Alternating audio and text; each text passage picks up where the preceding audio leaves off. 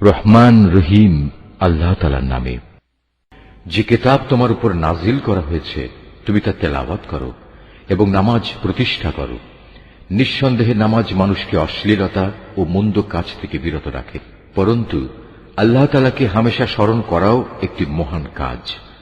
তোমরা যা কিছু করো আল্লাহ তাআলা তার সম্যক অবগত আছেন। হে মুসলমানরা, তোমরা কিতাবধারীদের সাথে কোন রকম তর্ক বিতর্ক করো না, তবে উত্তম পন্থায় করতে পারো। আবার তাদের মধ্যে যারা জুলুম করে তাদের কথা আলাদা। আর তোমরা বলো, আমরা ঈমান এনেছি কিতাবের যা কিছু আমাদের উপর নাজিল করা হয়েছে তার উপর, আরো ঈমান এনেছি যা কিছু তোমাদের উপর নাজিল করা হয়েছে তার উপরও। আসলে আমাদের মাবুদ ও তোমাদের মাবুদ হচ্ছেন একজন, এবং আমরা সবাই তার কাছেই আত্মসমর্পণ করি।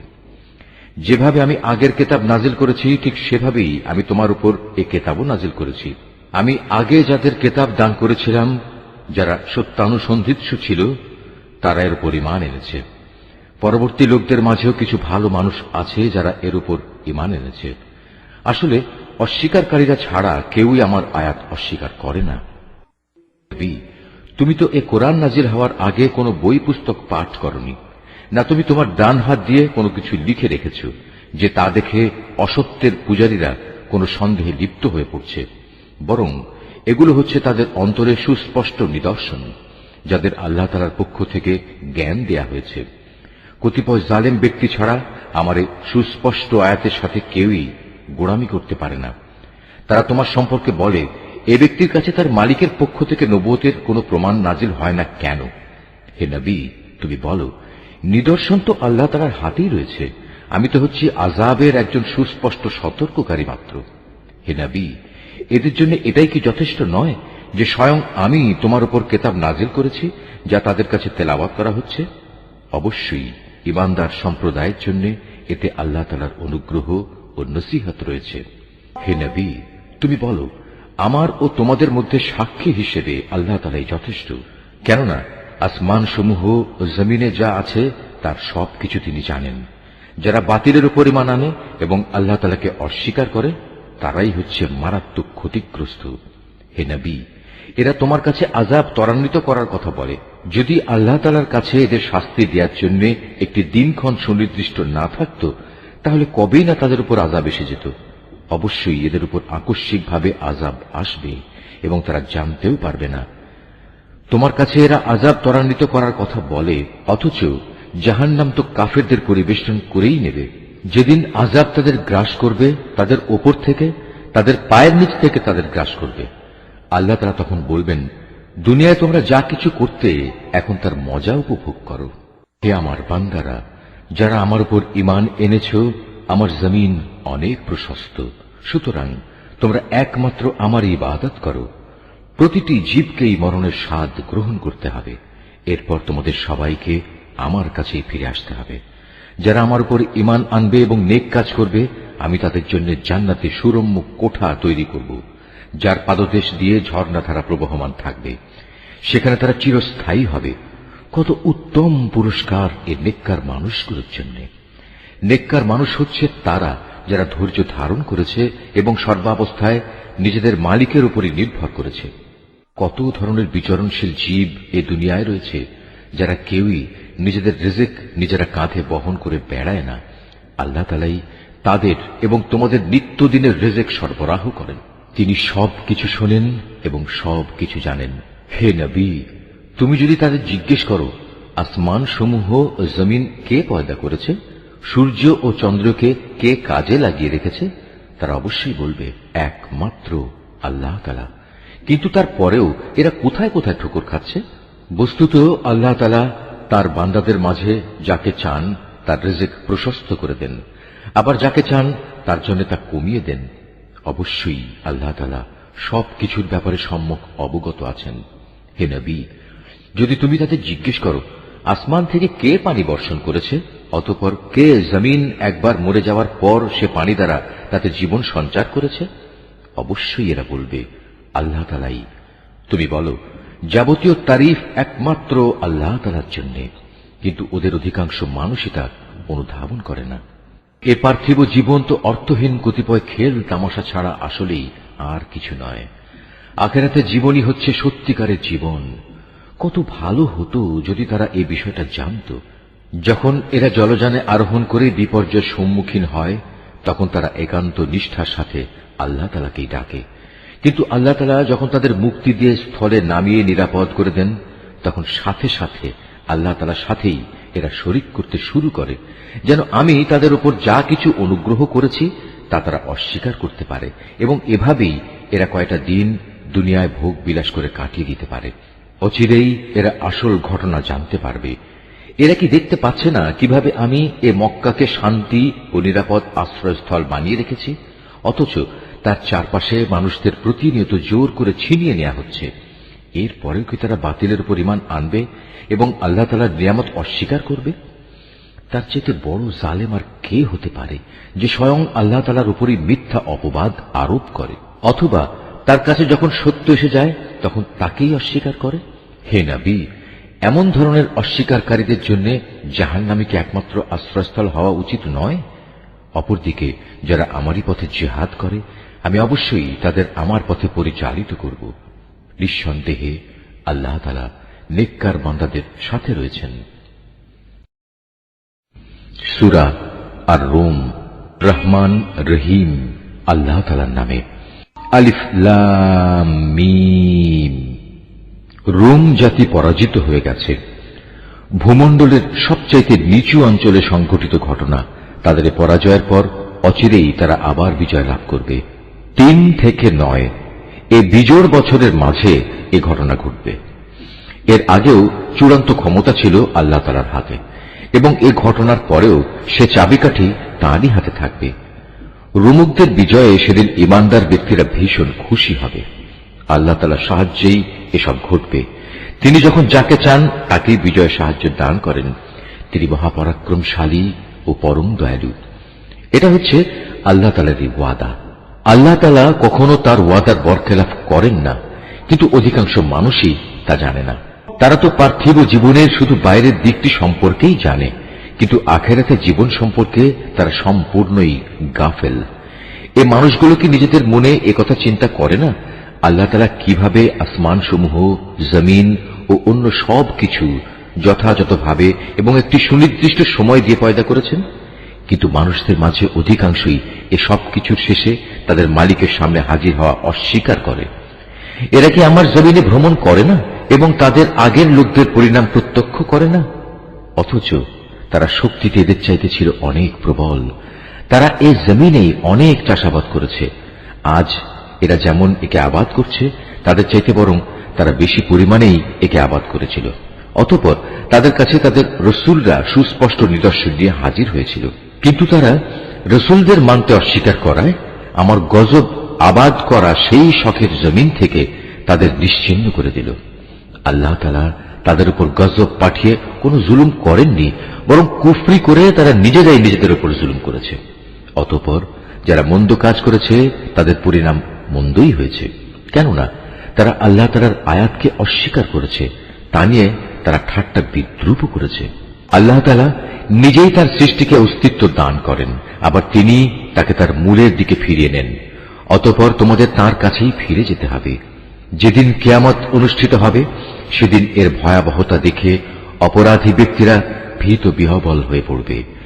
সেদিন তাদের শরীকদের কেউই তাদের জন্য সুপারিশ করার মতো থাকবে না, বরং তারা তাদের এ শরীক করার ঘটনাই তখন অস্বীকার করবে। যেদিন কিয়ামত হবে সেদিন মানুষরা ঈমান ও কুফরের ভিত্তিতে আলাদা হয়ে পড়বে। যারা আল্লাহর উপর ঈমান এনেছে এবং সাথে সাথে নেক কাজ করেছে তারা জান্নাতের বাগিচায় থাকবে। তাদের সেখানে প্রাচুর্যপূর্ণ মেহমানদারি করা হবে। অপরদিকে যারা কুফরি করেছে এবং আমার আয়াত অস্বীকার করেছে শেষ বিচারের দিন আমার সামনাসামনি হওয়ার ঘটনা, তাদের আযাবের সম্মুখীন করা হবে। অতএব দিবাশেষে যখন তোমরা সন্ধ্যা করো তখন আল্লাহ তাআলার মাহাত্ম্য ঘোষণা করো। যখন সকালবেলার মাধ্যমে দিনের শুরু করো তখনও।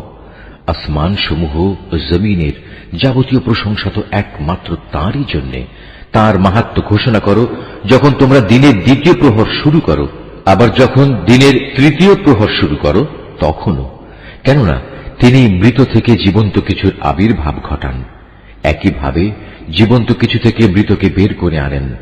তিনি সেই সত্তা যিনি এ জমিনকে তার নির্জীব অবস্থার পর পুনরায় জীবন দান করেন। ঠিক এভাবেই তোমাদের আবার পুনরুত্থিত করা হবে। আল্লাহ তাআলার কুদরতের নিদর্শন সমূহের মধ্যে একটি নিদর্শন এই যে শুরুতে তিনি তোমাদের মাটি থেকে পয়দা করেছেন, অতঃপর তোমরা মানুষ হিসেবে জমিনে সর্বত্র ছড়িয়ে পড়লে। তার কুদরতের নিদর্শন সমূহের মাঝে এও একটি যে তিনি তোমাদের জন্য তোমাদের মধ্যে থেকে তোমাদের সঙ্গী সঙ্গিনীদের বানিয়েছেন, যাতে করে তোমরা তাদের কাছে সুখ শান্তি লাভ করতে পারো। উপরন্তু তিনি তোমাদের মাঝে ভালোবাসা ও পারস্পরিক সৌহার্দ্য সৃষ্টি করে দিয়েছেন। অবশ্যই এর মাঝে চিন্তাশীল সম্প্রদায়ের জন্য অনেক নিদর্শন রয়েছে। আকাশমালা ও জমিনের সৃষ্টি, তোমাদের পারস্পরিক ভাষা ও বর্ণ বৈচিত্র্য নিঃসন্দেহে তার কুদরতের নিদর্শন সমূহের মাঝে এক একটি বড় নিদর্শন। অবশ্যই জ্ঞানবান মানুষদের জন্য এতে অনেক নিদর্শন রয়েছে। তোমাদের রাত ও দিনের ঘুম, তোমাদের তার দেয়া রিজেক তালাশ করাও তার কুদরতের নিদর্শন সমূহের মাঝে একটি। অবশ্য এই সবকিছুর মাঝে যে জাতি আল্লাহর কথা শোনে তাদের জন্য অনেক নিদর্শন রয়েছে। তার কুদরতের নিদর্শন সমূহের মাঝে এও একটি যে তিনি তোমাদের বিদ্যুৎ ও তার আলো দেখান ভয়ে এবং আশা সঞ্চারের মাঝ দিয়ে তা প্রতিভাত হয়।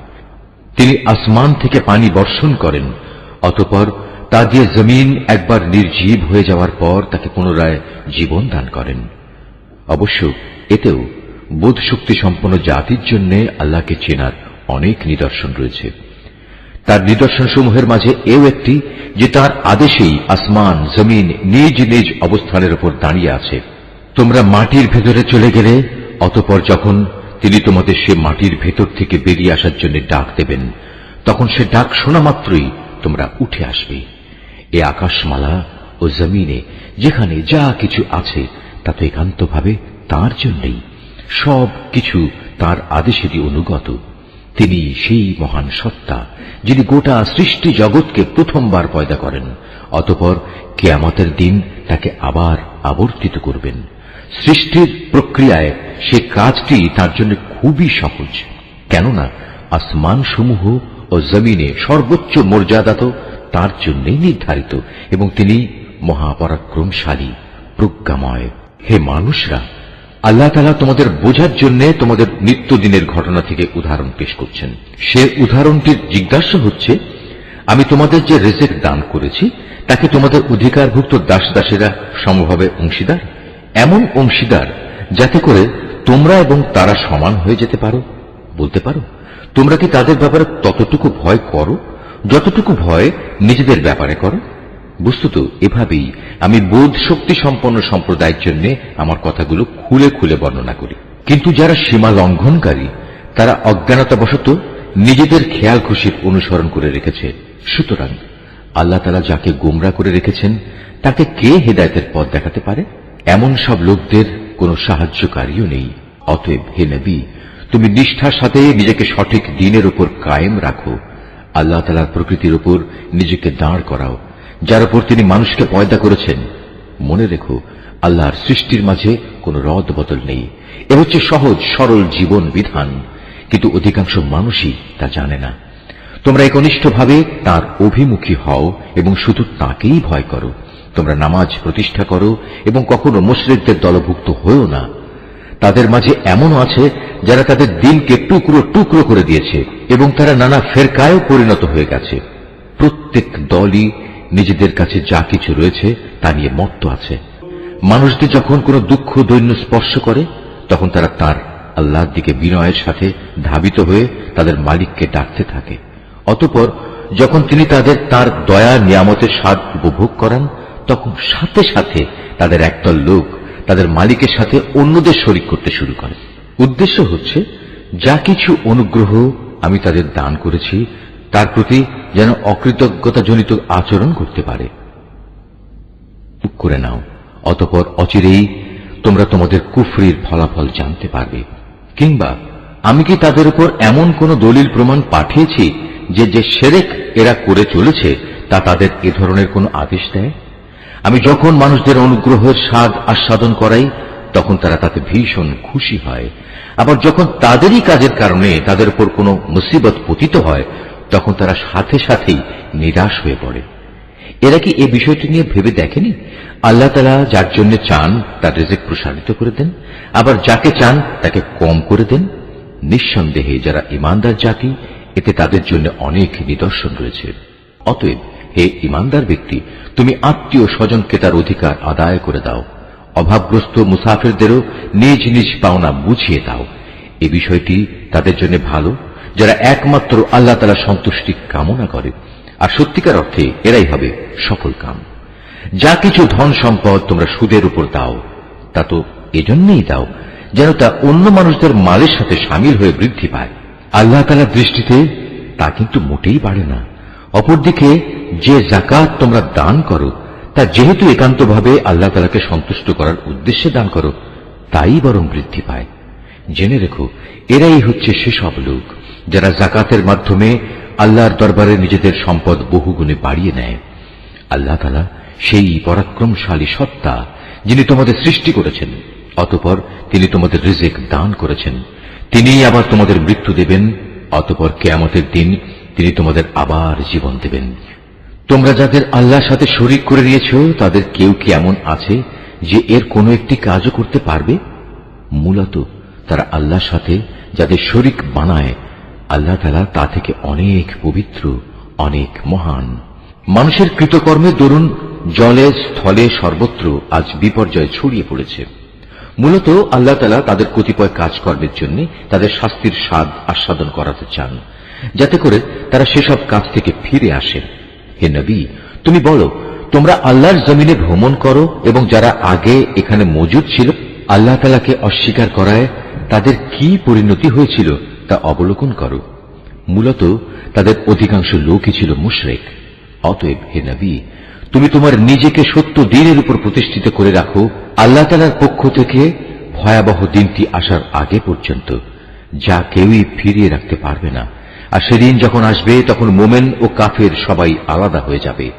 যে ব্যক্তি আল্লাহ তাআলাকে অস্বীকার করল, তার এক কুফরি আযাব হিসেবে তার উপরই এসে পড়বে। অপরদিকে যে ব্যক্তি নেক আমল করল, তারাই যেন এর মাধ্যমে নিজেদের জন্য সুখ সজ্জা রচনা করল। মূলত যারাই আল্লাহ তাআলার উপর ঈমান আনবে এবং সে অনুযায়ী নেক আমল করবে, আল্লাহ তাআলা তাঁর অনুগ্রহ দ্বারা তাদের যথোপযুক্ত বিনিময় দান করবেন। আল্লাহ তাআলা কাফেরদের কখনো পছন্দ করেন না। তার মহান কুদরতের নিদর্শন সমূহের মাঝে এও একটি যে তিনি তোমাদের কাছে বৃষ্টির সুসংবাদবাহী বাতাস প্রেরণ করেন, যাতে করে তিনি তোমাদের তার অনুগ্রহের স্বাদ আস্বাদন করাতে পারেন। উপরন্তু তার আদেশে সমুদ্রে জলযানগুলো যেন চলতে পারে এবং তোমরাও এর মাধ্যমে তার কাছ থেকে রিজিক তালাশ করতে পারো, এবং আশা করা যায় তোমরা এসব কিছুর জন্য তার কৃতজ্ঞতা জ্ঞাপন করবে। হে রাসূল, আমি তোমার আগে আরো রাসূল তাদের জাতির কাছে পাঠিয়েছিলাম। তারা নবুতের সুস্পষ্ট নিদর্শন সমূহ নিয়েও এসেছিল, কিন্তু তারা তা অস্বীকার করেছে। অতঃপর যারা অপরাধ করেছে, আমি তাদের কাছ থেকে মর্মান্তিক প্রতিশোধ গ্রহণ করেছি, কেননা তাদের মোকাবেলায় ঈমানদারদের সাহায্য করা ছিল আমার উপর কর্তব্য। আল্লাহ তাআলা সেই মহান সত্তা, যিনি তোমাদের জন্য বায়ু প্রেরণ করেন, অতঃপর তা এক সময় মেঘমালা সঞ্চালিত করে। তারপর তিনি যেভাবে চান তাকে আসমানে ছড়িয়ে দেন, তাকে টুকরো টুকরো করেন। এক পর্যায়ে তুমি দেখতে পাও তার ভিতর থেকে বৃষ্টিকণা বেরিয়ে আসছে। তিনি তার বান্দাদের মধ্যে থেকে যাকেই চান তার উপরেই তা পৌঁছে দেন। তখন তারা এটা দেখে ভীষণ হর্ষোৎফুল্ল হয়ে যায়, অথচ এরাই একটু আগে তাদের উপর বৃষ্টি নাজিলের ব্যাপারে সম্পূর্ণ নিরাশ ছিল। তাকিয়ে দেখো আল্লাহ তাআলার অফুরন্ত রহমতের প্রভাবের দিকে, কিভাবে তিনি জমিনকে একবার মরে যাওয়ার পর পুনরায় শ্যামল ও জীবন্ত করে তোলেন।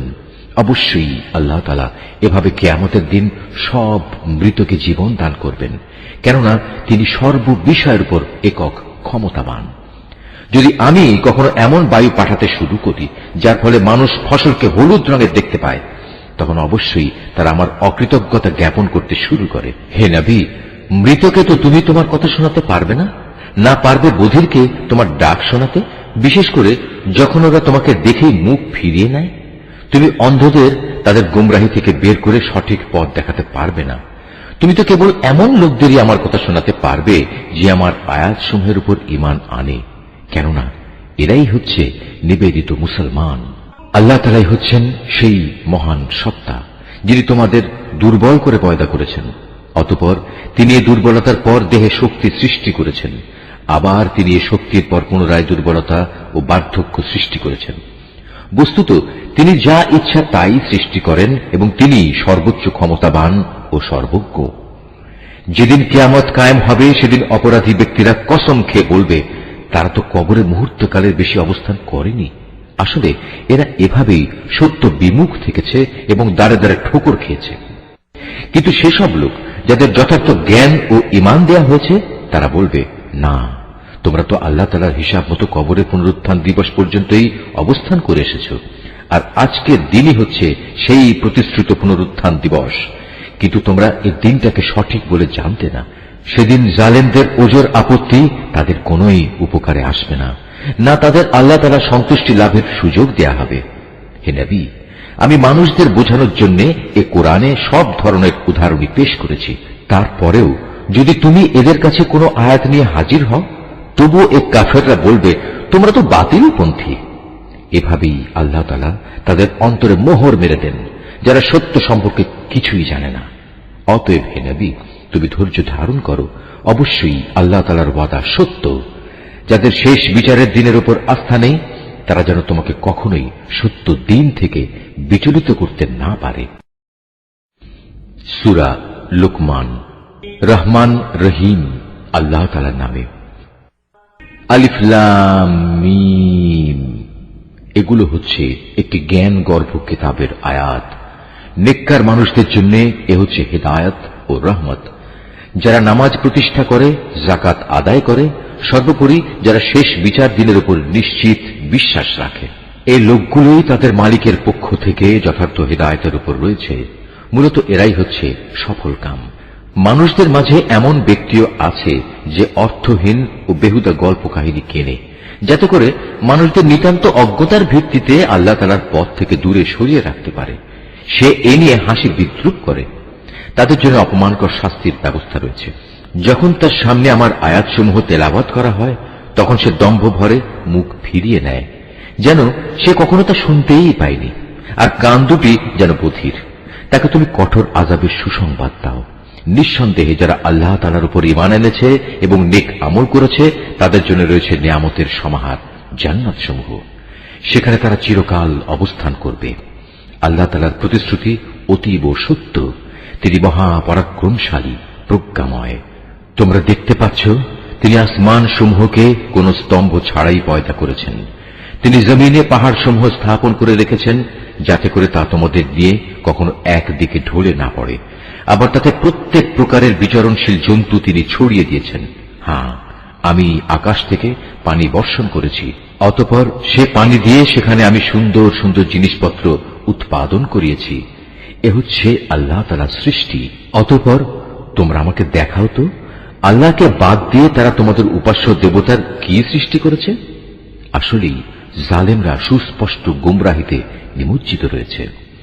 আমি লোকমানকে জ্ঞান দান করেছিলাম যে তুমি আল্লাহ তাআলার নিয়ামতের শুকর আদায় করো, কেননা যে ব্যক্তি আল্লাহ তাআলার শুকর আদায় করে সে তো তা করে তার নিজের ভালোর জন্যই। আর যদি কেউ অকৃতজ্ঞতাজনক আচরণ করে, তার জানা উচিত আল্লাহ তাআলা কারোই মুখাপেক্ষী নন, তিনি যাবতীয় প্রশংসার অধিকারী।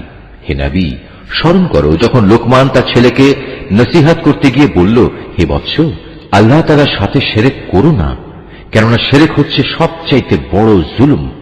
আমি মানুষকে তাদের পিতামাতার ব্যাপারে নির্দেশ দিয়েছি যেন তারা তাদের সাথে ভালো ব্যবহার করে, কেননা তার মা কষ্টের পর কষ্ট সহ্য করে তাকে গর্ভে ধারণ করেছে এবং 2 বছর পর সে বুকের দুধ খাওয়া ছেড়েছে। তুমি তোমার নিজের সৃষ্টির জন্য আমার শুকর আদায় করো এবং তোমার লালন পালনের জন্য পিতামাতার কৃতজ্ঞতা আদায় করো। অবশ্য তোমাদের সবাইকে আমার কাছেই ফিরে আসতে হবে। যদি তারা উভয়ে তোমাকে এ বিষয়ের উপর পীড়াপিড়ি করে যে তুমি আমার সাথে শিরক করবে, যে ব্যাপারে তোমার কোনো জ্ঞানই নেই, তাহলে তুমি তাদের দুজনের কারোই কথা মানবে না। তবে দুনিয়ার জীবনে তুমি অবশ্যই তাদের সাথে ভালো ব্যবহার করবে। তুমি শুধু তার কথাই শুনবে যে ব্যক্তি আমার অভিমুখী হয়ে আছে। অতঃপর তোমাদের আমার দিকেই ফিরে আসতে হবে। তখন আমি তোমাদের বলে দেব তোমরা দুনিয়ার জীবনে কি কি কাজ করতে। লোকমান আরো বলল, হে বৎস, যদি তোমার কোনো আমল সরিষার দানা পরিমাণ ছোট হয় এবং তা যদি কোনো শিলাখণ্ডের ভেতর কিংবা আসমান সমূহেও লুকিয়ে থাকে, অথবা যদি তা থাকে জমিনের ভেতরে, তাও আল্লাহ তাআলা সামনে এনে হাজির করবেন। আল্লাহ তাআলা অবশ্যই সূক্ষ্মদর্শী এবং সকল বিষয়ে সম্যক অবগত। লোকমান আরো বলল, হে বৎস, তুমি নামাজ প্রতিষ্ঠা করো, মানুষদের ভালো কাজের আদেশ দাও, মন্দ কাজ থেকে বিরত রাখো। তোমার উপর কোনো বিপদ মুসিবত এসে পড়লে তার উপর ধৈর্য ধারণ করো। বিপদে ধৈর্য ধারণ করার এ কাজ নিঃসন্দেহে একটি বড় সাহসিকতাপূর্ণ কাজ। হে বৎস, কখনো অহংকার বসে তুমি মানুষদের জন্য তোমার গাল ফুলিয়ে রেখে তাদের অবজ্ঞা করো না, এবং আল্লাহর জমিনে কখনো ঔদ্ধত্যপূর্ণভাবে বিচরণ করো না, কেননা আল্লাহ তাআলা প্রত্যেক ঔদ্ধত অহংকারীকে অপছন্দ করেন। হে বৎস, জমিনে চলার সময় তুমি মধ্যম পন্থা অবলম্বন করো, তোমার কণ্ঠস্বর নিচু করো, কেননা সব আওয়াজের মধ্যে সবচাইতে অপ্রীতিকর আওয়াজ হচ্ছে গাধার আওয়াজ। তোমরা কি একথা কখনো চিন্তা করে দেখোনি? যা কিছু আসমান সমূহে রয়েছে, যা কিছু রয়েছে জমিনের মধ্যে, আল্লাহ তাআলা তা তোমাদের অধীন করে রেখেছেন এবং তোমাদের উপর তিনি তার দেখা অদেখা যাবতীয় নিয়ামত পূর্ণ করে দিয়েছেন। কিন্তু এ সত্ত্বেও মানুষের মাঝে কিছু এমন আছে যারা আল্লাহ তাআলা সম্পর্কে অর্থহীন তর্ক করে। তাদের কাছে না আছে তর্ক করার মতো কোনো জ্ঞান, না আছে কোনো দীপ্তিমান গ্রন্থ। আর যখন তাদের বলা হয় আল্লাহ তাআলা যা কিছু নাজিল করেছেন তোমরা তার অনুসরণ করো, তখন তারা বলে, আমরা কেবল সে বস্তুরই অনুসরণ করব যার উপর আমরা আমাদের বাপ দাদাদের পেয়েছি। কিন্তু শয়তান যদি তাদের বাপ দাদাদের জাহান্নামের আযাবের দিকে ডাকতে থাকে, তাহলেও কি এরা তাদের অনুসরণ করবে? যদি কোনো ব্যক্তি সৎ কর্মশীল হয়ে আল্লাহ তাআলার কাজে নিজেকে সম্পূর্ণ সঁপে দেয়, তাহলে সে যেন মনে করে এর দ্বারা একটা মজবুত হাতল ধরেছে, কেননা যাবতীয় কাজকর্মের চূড়ান্ত পরিণাম আল্লাহ তাআলার কাছে। যদি কেউ কুফরি করে, তবে তার কুফরি যেন হে নবী তোমাকে দুশ্চিন্তাগ্রস্ত না করে, কারণ তাদের তো আমার কাছেই ফিরে আসতে হবে। অতঃপর আমি তাদের বলে দেব দুনিয়ায় তারা কি আমল করে এসেছে। অবশ্যই আল্লাহ তাআলা মানুষের অন্তরে যা কিছু লুকায়িত আছে সে ব্যাপারে সম্যক অবগত রয়েছেন। আমি তাদের স্বল্প সময়ের জন্য কিছু জীবনোপকরণ দিয়ে রাখব, অতঃপর আমি তাদের কঠিন আযাবের দিকে টেনে নিয়ে যাব। তুমি যদি তাদের জিজ্ঞেস করো আসমান সমূহ ও জমিন কে পয়দা করেছে, তারা অবশ্যই বলবে, হ্যাঁ, আল্লাহ তাআলাই সৃষ্টি করেছেন। তুমি বলো, সমস্ত প্রশংসা আল্লাহ তাআলার জন্য। কিন্তু তাদের অধিকাংশ মানুষই বোঝে না। আকাশমালা ও পৃথিবীতে যা কিছু আছে তা সবই আল্লাহ তাআলার জন্য। অবশ্যই আল্লাহ তাআলা সব ধরনের অভাব মুক্ত এবং তিনি সমস্ত প্রশংসার মালিক। জমিনের সমস্ত গাছ যদি কলম হয় এবং মহাসমুদ্রগুলোর সাথে যদি আরো 7 সমুদ্র যুক্ত হয়ে তা কালি হয়, তবুও আল্লাহ তাআলার গুণাবলী সম্পর্কিত কথাগুলো লিখে শেষ করা যাবে না। নিশ্চয়ই আল্লাহ তাআলা পরাক্রমশালী ও প্রজ্ঞাময়। হে মানুষ, তোমাদের সৃষ্টি করা, তোমাদের সবাইকে পুনরুত্থিত করা মূলত আল্লাহ তাআলার কাছে একজন মানুষের সৃষ্টি ও তার পুনরুত্থানের মতোই। নিঃসন্দেহে আল্লাহ তাআলা সব কিছু শোনেন এবং দেখেন। তুমি কি চিন্তা করে দেখোনি আল্লাহ তাআলা কিভাবে রাতকে দিনের ভেতর প্রবেশ করান, আবার দিনকে রাতের ভেতর প্রবেশ করান? কিভাবে তিনি সূর্য ও চন্দ্রকে তাঁর হুকুমের অধীন করে রাখেন? প্রত্যেক গ্রহ উপগ্রহ আপন কক্ষপথে এক সুনির্দিষ্ট সময় পর্যন্ত আবর্তন করতে থাকবে। নিশ্চয়ই তোমরা যা কিছু করো আল্লাহ তাআলা সে সম্পর্কে সম্যক অবগত রয়েছেন। এটাই চূড়ান্ত। যেহেতু আল্লাহ তাআলা হচ্ছেন সত্য, তাই তাকে ছাড়া এরা অন্য যা কিছুকেই ডাকুক না কেন তা বাতিল। মহান আল্লাহ তাআলা, তিনি সুউচ্চ ও অতি মহান। তুমি কি এটা লক্ষ্য করনি উত্তাল সাগরে একমাত্র আল্লাহ তাআলার অনুগ্রহেই জলযান ভেসে চলেছে, যাতে করে তিনি এর মাধ্যমে তোমাদের তাঁর সৃষ্টি বৈচিত্র্যের নিদর্শনসমূহ দেখাতে পারেন? অবশ্যই প্রতিটি ধৈর্যশীল ও কৃতজ্ঞ ব্যক্তির জন্য এতে অনেক নিদর্শন রয়েছে। যখন সমুদ্রের তরঙ্গমালা চাঁদোয়ার মতো হয়ে তাদের আচ্ছাদিত করে ফেলে, তখন তারা আল্লাহ তাআলাকে ডাকে, দিন একনিষ্ঠভাবে তাঁর জন্যই নিবেদন করে। অতঃপর যখন আমি তাদের উদ্ধার করি, তখন তাদের কিছু লোক বিশ্বাস অবিশ্বাসের মাঝামাঝি অবস্থান করে। অবশ্য যখন স্থলভাগে পৌঁছে দেই, তখন বিশ্বাসঘাতক ও অকৃতজ্ঞ ছাড়া কেউই আমার নিদর্শনসমূহ অস্বীকার করে না। হে মানুষ, তোমরা তোমাদের মালিককে ভয় করো এবং এমন একটি দিনকে ভয় করো যেদিন কোনো পিতা তার সন্তানের পক্ষ থেকে বিনিময় আদায় করবে না, না কোনো সন্তান তার পিতার পক্ষ থেকে বিনিময় আদায় করতে পারবে। অবশ্যই আল্লাহ তাআলার ওয়াদা সত্য। সুতরাং হে মানুষ, এ পার্থিব জীবন যেন তোমাদের কোন রকম প্রতারিত করতে না পারে, এবং প্রতারক শয়তানও যেন কখনো তোমাদের আল্লাহ তাআলা সম্পর্কে কোনো ধোঁকা দিতে না পারে। অবশ্যই আল্লাহ তাআলার কাছে কিয়ামতের সময় জ্ঞান আছে। তিনি বৃষ্টি বর্ষণ করেন, তিনিই জানেন যা মায়ের শুক্রকীটের মাঝে মজুদ রয়েছে। কোনো মানুষই বলতে পারে না আগামীকাল সে কি অর্জন করবে, না কেউ একথা বলতে পারে কোন জমিনে সে মৃত্যু বরণ করবে। নিঃসন্দেহে এ তথ্যগুলো একমাত্র আল্লাহ তাআলাই জানেন। তিনি সর্বজ্ঞ, সর্ববিষয়ে অবহিত। সূরা আস-সাজদা। রহমান রহিম আল্লাহ তাআলার নামে। আলিফ লাম মিম। সৃষ্টিকুলের মালিক আল্লাহ তাআলার কাছ থেকেই এ কিতাবের অবতরণ, এতে বিন্দুমাত্র সন্দেহ নেই। তারা কি একথা বলতে চায় এ কিতাবটা সে ব্যক্তি রচনা করে নিয়েছে? না, বরং এ হচ্ছে তোমার মালিকের কাছ থেকে নাজিল করা একটি সত্য কিতাব।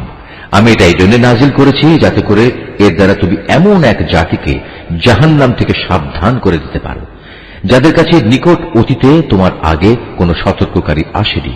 সম্ভবত তারা হেদায়েত লাভ করতে পারে।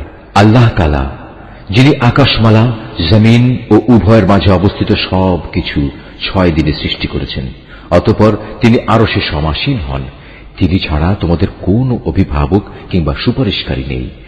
এরপরেও কি তোমরা বুঝতে পারছ না? আসমান থেকে জমিন পর্যন্ত সব কিছু তিনিই পরিচালনা করেন।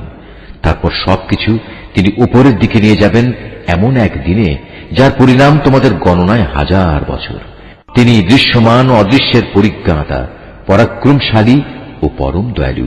তিনি যা কিছুই সৃষ্টি করেছেন সুন্দর ও নিখুঁত করে সৃষ্টি করেছেন, এবং তিনি মানুষ সৃষ্টির সূচনা করেছেন মাটি থেকে। অতঃপর তিনি তার বংশধরদের তুচ্ছ তরল একটি পদার্থের নির্যাস থেকে বানিয়েছেন।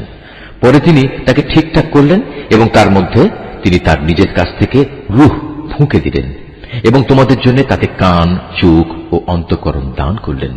তোমাদের খুব কম লোকই কৃতজ্ঞতা আদায় করে। আল্লাহ তাআলাকে যারা অস্বীকার করে তারা বলে, আমরা মৃত্যুর পর যখন মাটিতে মিশে যাব তারপরেও আমাদের আবার নতুন করে পয়দা করা হবে।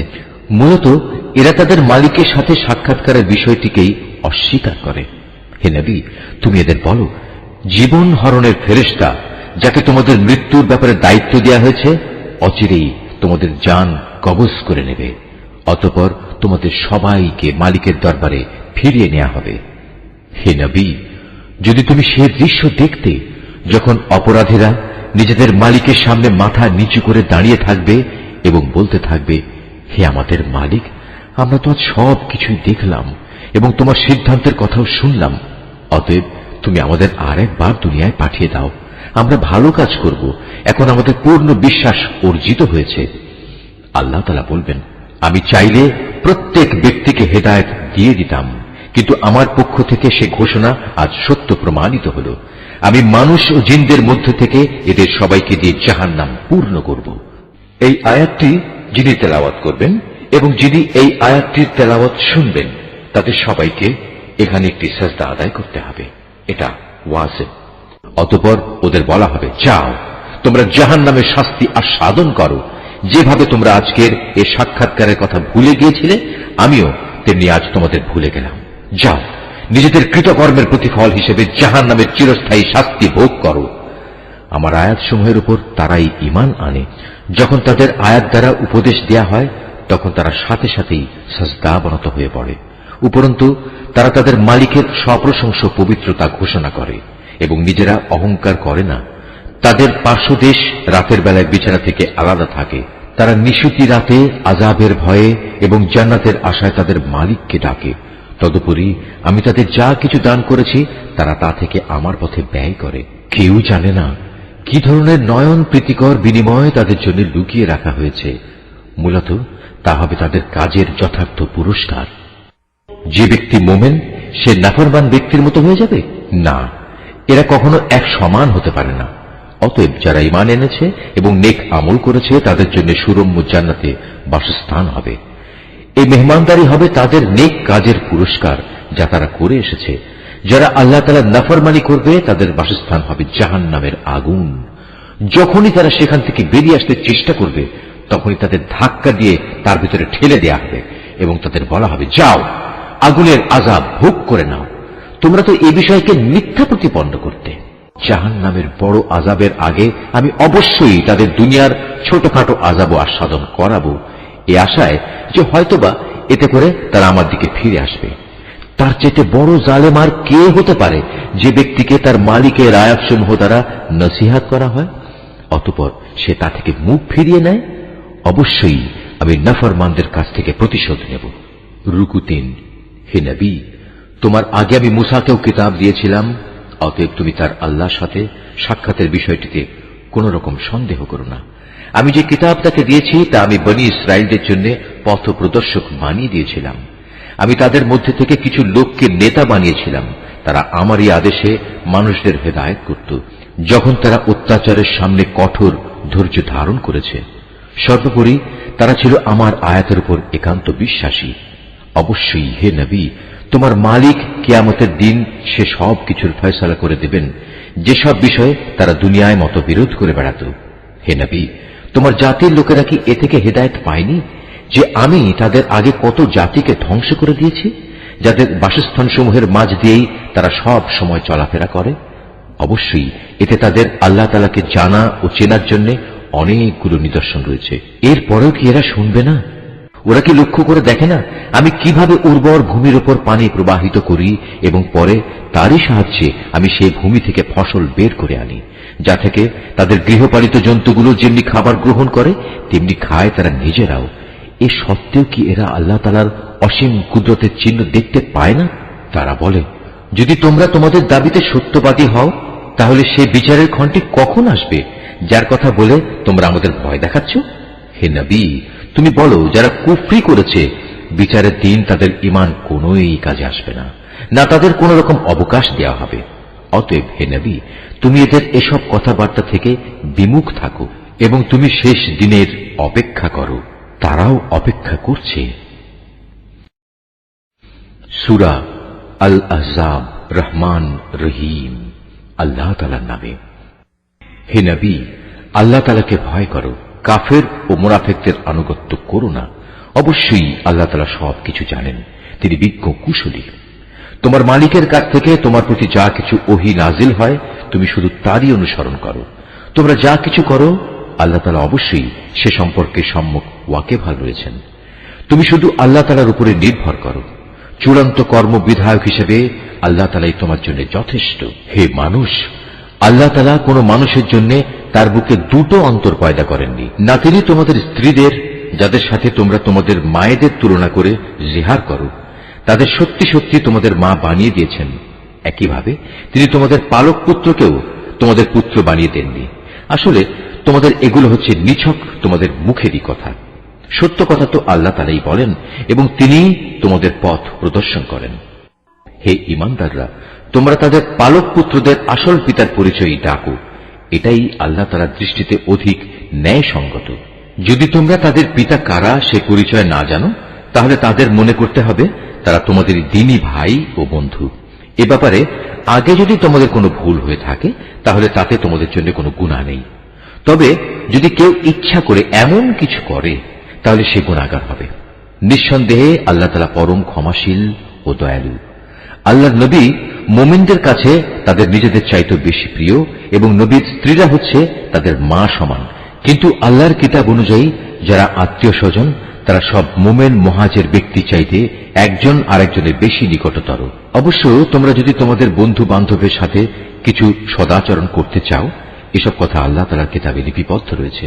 হে নবী, স্মরণ করো যখন আমি নবী রাসূলদের কাছ থেকে আমার বিধান পৌঁছে দেওয়ার প্রতিশ্রুতি নিয়েছিলাম তোমার কাছ থেকে, নূহ, ইব্রাহিম, মুসা এবং মারিয়াম পুত্র ঈসার কাছ থেকেও।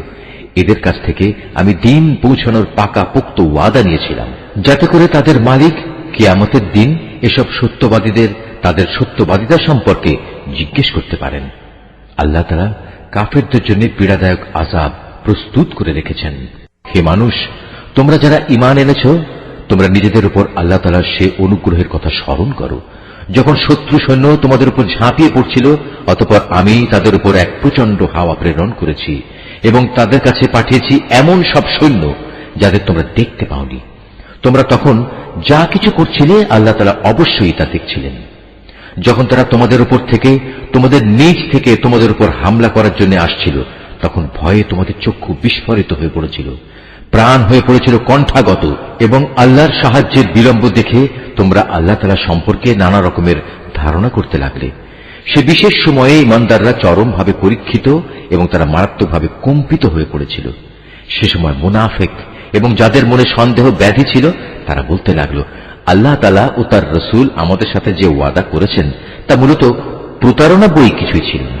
বিশেষ করে যখন তাদের একটি দল এসে বলল, হে ইয়াসরিবের অধিবাসীরা, আজ শত্রু বাহিনীর সামনে তোমাদের দাঁড়াবার মতো কোনো জায়গা নেই, অতএব তোমরা ফিরে যাও। এমনকি তাদের একাংশ তোমার কাছে এই বলে অনুমতিও চাইছিল যে আমাদের বাড়ি ঘরগুলো সবই অরক্ষিত রয়েছে, তাই আমরা ফিরে যেতে চাই। অথচ আল্লাহ তাআলা জানেন তা অরক্ষিত ছিল না। আসলে ময়দান থেকে এরা পালাতে চেয়েছিল।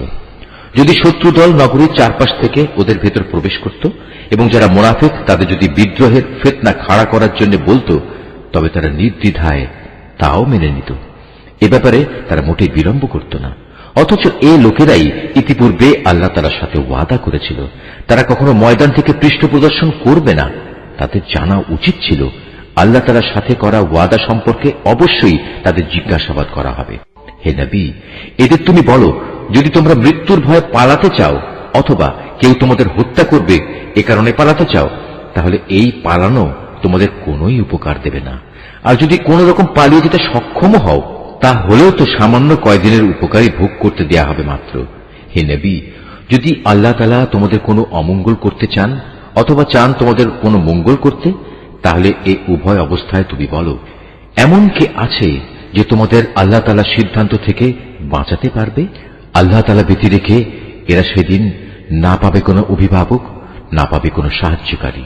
অবশ্যই আল্লাহ তাআলা তোমাদের মধ্যকার সেসব মুনাফিক লোকদের চেনেন যারা অন্যদের যুদ্ধে অংশগ্রহণ করা থেকে বাধা দেয় এবং তাদের ভাই বন্ধুদের বলে, তোমরা আমাদের কাছে এসে যাও। আসলে ওদের অল্প সংখ্যক লোকই যুদ্ধে অংশগ্রহণ করে। যে কয়জন এসেছে তারাও তোমাদের বিজয়ের উপর কুণ্ঠিত থাকে। অতঃপর যখন তোমাদের উপর কোনো বিপদ আসে তখন তুমি তাদের দেখবে তারা চক্ষু উল্টিয়ে তোমার দিকে এমন ভাবে তাকাচ্ছে যেন কোনো ব্যক্তির উপর মৃত্যু এসে হাজির হয়েছে। কিন্তু যখন তোমরা বিজয় লাভ করো তখন এরাই গনিমতের সম্পদের উপর লোভী হয়ে তোমাদের সাথে বাকচাতুরি শুরু করে। আসলে এই লোকগুলো কিন্তু কখনো ঈমান আনেনি। আল্লাহ তাআলা তাই ওদের সব কাজই বিনষ্ট করে দিয়েছেন। আর এই কাজটা তো আল্লাহ তাআলার জন্য অত্যন্ত সহজ। অবরোধ প্রত্যাহার সত্ত্বেও এরা মনে করে এখনো শত্রু বাহিনী চলে যায়নি এবং শত্রুপক্ষ যদি আবার এসে চড়াও হয় তখন এরা মনে করবে কত ভালো হতো যদি তারা মরুভূমির বেদুইনদের সাথে ওখানেই থেকে যেতে পারত এবং সেখানে বসেই তোমাদের খবর নিতে পারত যে ফিরে আসা নিরাপদ কিনা। যদিও এরা এখনো তোমাদের মাঝে আছে, কিন্তু এরা খুব কম লোকই যুদ্ধে অংশগ্রহণ করবে। হে মুসলমানরা, তোমাদের জন্য অবশ্যই আল্লাহর রাসূলের জীবনের মাঝে অনুকরণযোগ্য উত্তম আদর্শ রয়েছে।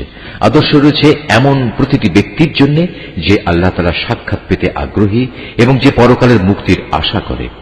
সর্বোপরি যে বেশি পরিমাণে আল্লাহ তাআলাকে স্মরণ করে। খাঁটি ঈমানদাররা যখন শত্রু বাহিনী দেখল তখন তারা বলে উঠল, এ তো হচ্ছে তাই যার ওয়াদা আল্লাহ তাআলা ও তার রাসূল আমাদের কাছে আগেই করেছিলেন।